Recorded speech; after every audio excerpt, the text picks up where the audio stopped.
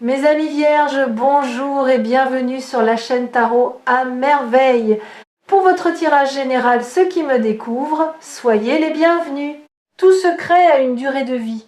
Il naît dans le silence d'une décision, celle de ne pas dire, de ne pas montrer, de garder pour soi quelque chose qui appartient pourtant à deux personnes. Il grandit dans l'obscurité, nourri par la peur, par le calcul, par la conviction que certaines vérités sont trop lourdes, trop risquées, trop compliquées pour être mises en lumière. Et puis un jour, le secret atteint son point de rupture. La pression accumulée devient plus grande que la capacité à contenir. Et ce qui était gardé dans l'ombre cherche une issue vers la lumière. Ce jour-là, pour vous, est proche, très proche. Quelque chose que l'on vous a caché, quelque chose qui vous concernait directement, qui touchait à votre vie, à vos choix, à votre façon de comprendre une situation est sur le point d'être révélé. Et cette révélation, aussi surprenante qu'elle puisse être au premier abord, va changer quelque chose d'essentiel dans la façon dont vous vous positionnez face à votre propre avenir. Avant d'aller plus loin, je veux déconstruire le mot dangereux dans le titre de cette vidéo, parce que ce mot mérite qu'on y réfléchisse. Un secret dangereux n'est pas nécessairement un secret qui fait du mal. Parfois, il est dangereux simplement parce qu'il détient le pouvoir de changer quelque chose. Parce qu'une fois dit, il ne peut pas être décent, parce qu'il va modifier une dynamique, redistribuer les rôles, transformer ce qu'on croyait savoir. Ce type de secret-là, le secret qui est dangereux parce qu'il est puissant, parce qu'il porte une vérité trop grande pour rester éternellement contenu, c'est précisément de celui-là que je parle. Un secret qui, dans les mains de la bonne personne, au bon moment, peut ouvrir quelque chose d'extraordinaire. Et ce bon moment, pour vous, c'est maintenant. Il y a une structure universelle dans les secrets qui finissent par se révéler. Je l'appelle l'anatomie du secret. D'abord, il y a la source, la personne qui sait et qui a décidé de garder. Ensuite, il y a le contenu, ce qui est su, ce qui est tu, ce qui brûle sous la surface. Puis il y a la pression, l'accumulation progressive d'une tension que même le silence ne peut plus contenir. Et enfin, il y a le moment de rupture, cet instant où la vérité trouve une fissure dans le silence et commence à s'en échapper. Je perçois dans votre champ d'énergie que vous êtes précisément à cette quatrième étape. Le moment de rupture est là. La vérité cherche sa fissure, et dans les jours qui viennent, elle va la trouver. Laissez-moi vous parler de ce secret lui-même. Non pas de ces détails précis que je ne peux pas voir avec la netteté d'un fait établi, mais de sa nature, de ce qu'il porte. Ce que je perçois, c'est quelque chose qui concerne une situation que vous avez vécue, que vous vivez peut-être encore et dans laquelle vous n'aviez pas toutes les informations. Vous fonctionniez avec une compréhension incomplète, avec un puzzle auquel il manquait des pièces cruciales. Et cette incomplétude vous a peut être amené à tirer des conclusions, à prendre des décisions, à vous positionner d'une certaine façon. Et cette façon n'était pas entièrement fondée sur la réalité complète de la situation. Ce n'est pas votre faute. Vous avez fait avec ce que vous aviez, mais ce que vous aviez n'était pas tout. Il y a une personne qui sait quelque chose. Une personne qui porte ce secret depuis un certain temps peut être depuis longtemps, peut être depuis peu, mais en tout cas depuis trop longtemps à son propre avis maintenant. Il y a en elle une tension entre le confort du silence et quelque chose d'autre, un sens de la justice, peut être, ou une culpabilité qui a grandi, ou simplement l'impossibilité de continuer à coexister avec vous dans cette fausse réalité où vous n'avez pas toutes les clés. Et cette tension est en train d'atteindre son paroxysme, ce qui va provoquer le moment de rupture n'est pas encore complètement visible depuis ma lecture, mais ce qui est visible, c'est que ce moment va se produire et qu'il ne sera plus retenu pour longtemps. Je veux maintenant vous parler de ce que ce secret, une fois révélé, va changer dans votre façon de comprendre une période de votre vie. Parce que les révélations de cette nature ont un effet rétroactif. Elles ne changent pas seulement votre présent et votre futur. Elle modifie également la façon dont vous relisez votre passé. Des choses qui semblaient inexplicables vont soudain trouver leur logique. Des comportements qui vous paraissaient incohérents vont s'éclairer. Des choix que vous avez faits et que vous avez peu être remis en question vont se révéler avoir été plus justes que vous ne le pensiez ou au contraire fondés sur des bases différentes de celles que vous croyez. Cette relecture du passé peut être momentanément déstabilisante, mais elle est profondément nécessaire. Elle est la condition d'une compréhension juste et complète de là où vous en êtes aujourd'hui. Il y a quelque chose d'important à comprendre sur la nature des nouvelles choquantes. Choquant ne signifie pas bouleversant dans le sens négatif du terme. Choquant signifie inattendu, déviant de la trajectoire prévue, ouvrant une fenêtre là où vous ne pensiez qu'il y avait un mur. Et ce type de choc-là, le choc de la révélation, le choc de la nouvelle information, est en réalité l'un des agents de transformation les plus puissants qui existent dans une vie. Il brise les cadres figés, il force à reconsidérer, il crée l'espace d'une pensée nouvelle, d'une vision nouvelle, d'un positionnement nouveau. Et c'est précisément de ce type de choc transformateur que vous êtes sur le point de faire l'expérience. Sur Tarot à merveille, j'ai accompagné de nombreuses personnes à travers des moments de révélation. Et ce que j'ai observé, c'est que les révélations les plus importantes ne tombent jamais à n'importe quel moment. Elles tombent quand la personne qui les reçoit est suffisamment stable pour les intégrer sans se briser, suffisamment mature pour les utiliser à bon escient, suffisamment consciente d'elle-même pour démêler ce qui appartient à la nouvelle information de ce qui appartient à sa propre réaction émotionnelle. Vous êtes à ce stade de stabilité, je le vois clairement. Vous êtes prêt ou prête à recevoir ce qui vient, non pas sans émotion bien sûr, mais avec la solidité nécessaire pour rester debout dedans. Je veux maintenant vous parler de quelque chose de subtil mais crucial. La différence entre être choqué et être détruit. Beaucoup de gens confondent les deux. Ils pensent que si quelque chose les choque, c'est que quelque chose les brise. Mais ce n'est pas du tout la même chose. Le choc est une réponse à l'inattendu. Il est temporaire, il se dissipe, il laisse place à l'intégration. La destruction, elle suppose qu'on n'a pas les ressources pour traverser ce qui arrive. Et vous, vous avez les ressources. Pas forcément toutes les ressources que vous auriez dans un monde idéal, mais suffisamment. Suffisamment pour traverser, pour comprendre, pour décider de ce que vous voulez faire de cette nouvelle vérité.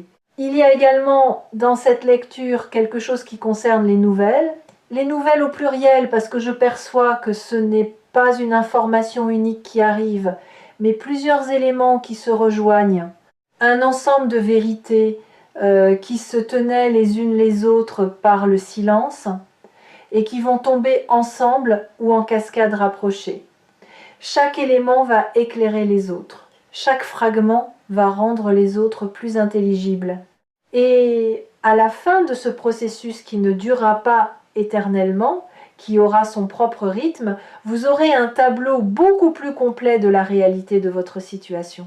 Un tableau depuis lequel vous pourrez agir avec une clarté et une efficacité que vous n'aviez pas jusqu'ici.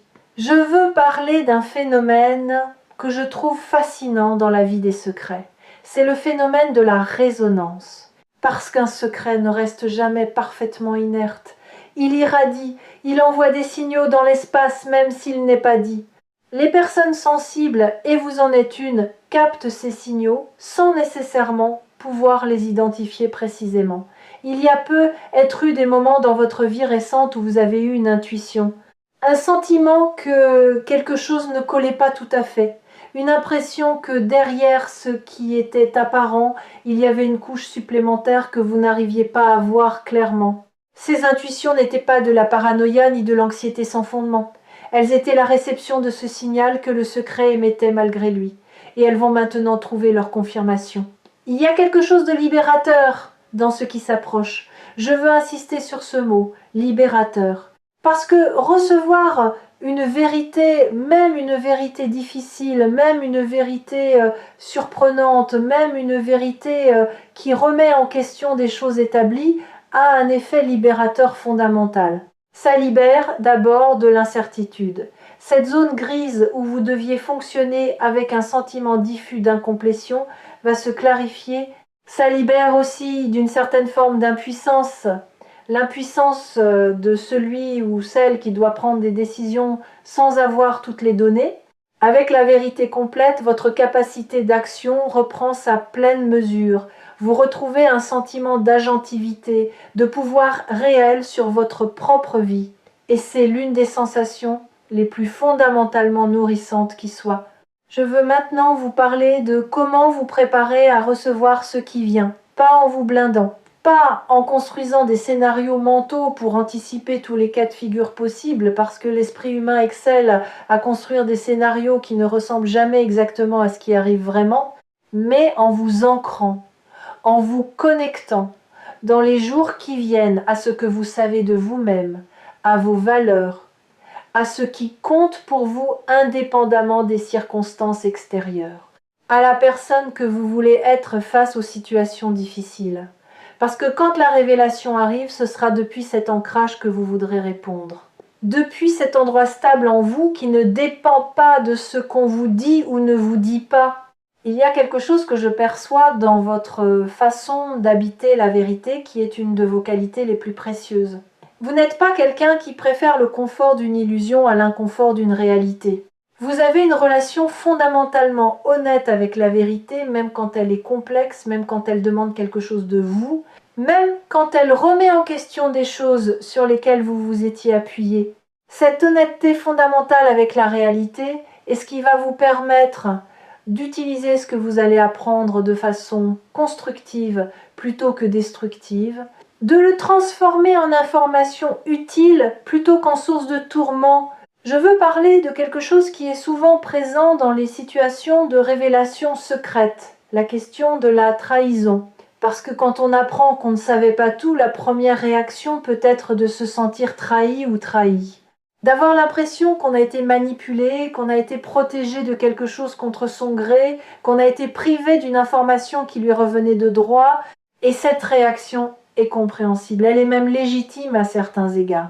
Mais je veux vous inviter à rester ouvert ou ouverte avant de conclure quoi que ce soit à la complexité des motivations humaines. Garder un secret n'est presque jamais aussi simple que de la malveillance pure. Il y a presque toujours une histoire derrière, une peur, une tentative maladroite de protection. Un calcul fait dans des circonstances qu'on ne peut pas juger sans les avoir comprises. Ce n'est pas une invitation à excuser l'inexcusable, c'est une invitation à comprendre avant de condamner. Il y a dans votre champ d'énergie quelque chose qui ressemble à une clarté à venir. Pas la clarté qui efface tout dans la blancheur aveuglante de la certitude, mais la clarté du matin après une nuit confuse, celle qui révèle les contours des choses avec une précision nouvelle, qui donne aux objets et aux situations leur forme réelle plutôt que les formes déformées que l'obscurité leur prêtait. Cette clarté-là qui arrive avec la révélation va vous permettre de voir votre situation telle qu'elle est vraiment. Et depuis cette vision juste, vous allez pouvoir prendre des décisions qui vous ressemblent vraiment. Des décisions alignées avec qui vous êtes profondément, et non plus avec qui vous pensiez devoir être dans une situation que vous ne compreniez pas entièrement. Il y a une beauté étrange dans les secrets qui se révèlent enfin, parce qu'ils contiennent toujours, en plus de leur contenu propre, une invitation implicite. Une invitation à grandir dans la complexité de la réalité, à accepter que les situations humaines sont rarement aussi simples qu'elles paraissent, que les gens portent des choses qu'on ne voit pas, que derrière les façades les plus lisses se cachent parfois des tensions, des conflits, des vérités non dites que même les plus proches ignorent. Et traverser une révélation avec cette ouverture, avec cette capacité à accueillir la complexité sans la rejeter, vous grandit, vous approfondit, vous rend plus capable de naviguer la réalité telle qu'elle est, dans toute son épaisseur. Il y a quelque chose que je veux aborder maintenant et qui me semble fondamental pour la suite. Ce que vous allez apprendre va peut-être vous demander de reconsidérer certaines choses. peut être certaines décisions, peut être certaines positions, peut être certaines relations. Et cette reconsidération, bien qu'elle puisse être inconfortable, est en réalité un cadeau. Parce que reconsidérer n'est pas une faiblesse, c'est la marque de quelqu'un qui place la vérité au-dessus de la cohérence de façade, qui préfère être juste que d'avoir raison, qui est suffisamment solide dans son identité pour changer d'avis quand les faits le demandent, sans que ce changement d'avis menace qui, il ou elle, est fondamentalement. Je veux maintenant vous parler de quelque chose que j'appelle l'effet domino de la vérité, parce qu'une révélation ne reste jamais seule, elle en appelle d'autres. Une fois qu'une première vérité est posée dans l'espace entre deux personnes, quelque chose change dans la nature de cet espace. Le silence n'a plus la même qualité, les conventions n'ont plus la même force. Un espace de franchise a été créé, et dans cet espace, d'autres vérités moins dramatiques peuvent, être mais tout aussi importantes, trouvent plus facilement leur chemin. Ce que les prochaines semaines vont apporter n'est donc pas seulement la révélation centrale, le secret dangereux du titre, c'est aussi une ouverture plus large à l'authenticité dans certaines de vos relations, un approfondissement progressif de la communication, une capacité accrue à exister dans la vérité avec les personnes qui comptent pour vous. Je perçois autour de vous quelque chose qui prend la forme d'un soutien invisible, pas nécessairement visible dans les relations immédiates ou dans les circonstances concrètes, mais une énergie de soutien qui est là, qui veille, qui vous accompagne dans ce passage. Certains l'appellent providence, d'autres intuitions profondes, d'autres encore la sagesse accumulée de tout ce qu'ils ont traversé, peu importe le nom qu'on lui donne.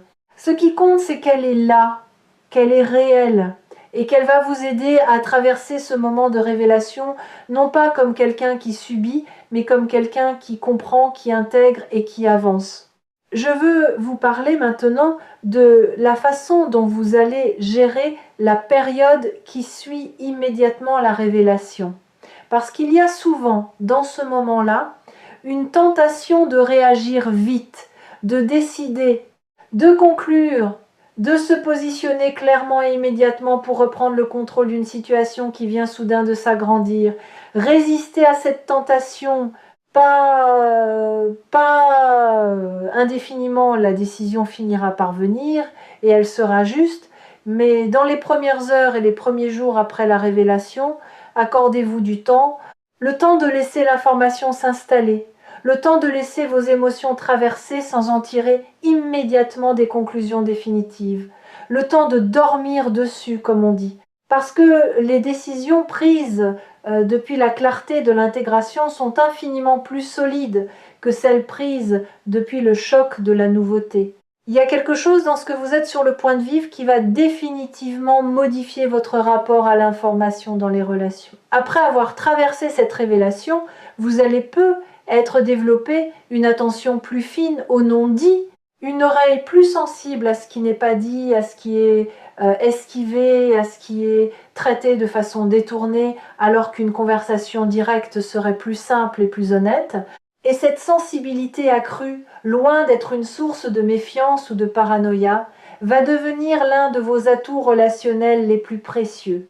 Parce que vous allez savoir, avec plus de précision qu'avant, quand quelque chose mérite d'être questionné, quand creuser est nécessaire, quand la surface ne raconte pas toute l'histoire.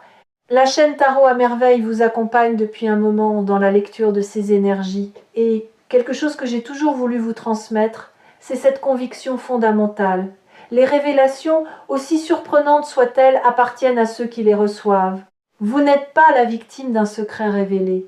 Vous êtes la personne à qui la vérité revient de droit. Et avec cette vérité, vous allez construire quelque chose de plus solide, de plus réel, de plus aligné que ce qui existait avant. Parce que c'est toujours ce que fait la vérité pour ceux qui ont le courage de la recevoir et la sagesse de l'utiliser bien. Je veux terminer cette lecture avec quelque chose de concret que vous pouvez faire dès aujourd'hui, avant même que la révélation n'arrive. Prenez un moment de silence, un moment de vraie immobilité, et demandez-vous, qu'est-ce que je sais déjà, dans mes tripes, dans mon intuition la plus profonde sur ce qui peut être caché dans ma situation actuelle, pas pour vous angoisser, pas pour construire des scénarios catastrophes, mais pour reconnaître ce que votre corps et votre intuition ont peut être déjà perçu et que votre mind rationnel n'a pas encore intégré. Parce que cette voix intérieure, cette partie de vous qui capte les signaux subtils, qui ressent les tensions sous la surface, qui sait quand quelque chose n'est pas entièrement dit, mérite d'être entendu. Et ce qu'elle vous dit, elle vous le dit depuis longtemps, patiemment, en attendant que vous soyez prêt ou prête à l'écouter vraiment. Ce que les prochains jours apportent est réel. Ce qui va être révélé change quelque chose. Et vous êtes suffisamment fort ou forte, suffisamment sage, suffisamment ancré ou ancré dans qui vous êtes, pour traverser cela et en ressortir plus complet ou complète qu'avant. Non pas brisé ou brisé, non pas défait ou défaite, mais grandi ou grandi, avec une compréhension plus juste de votre réalité, avec une capacité accrue à naviguer la complexité humaine. Et avec cette qualité particulière qui appartient aux personnes qui ont regardé la vérité en face même quand elle était difficile et qui ont choisi d'en faire quelque chose de beau,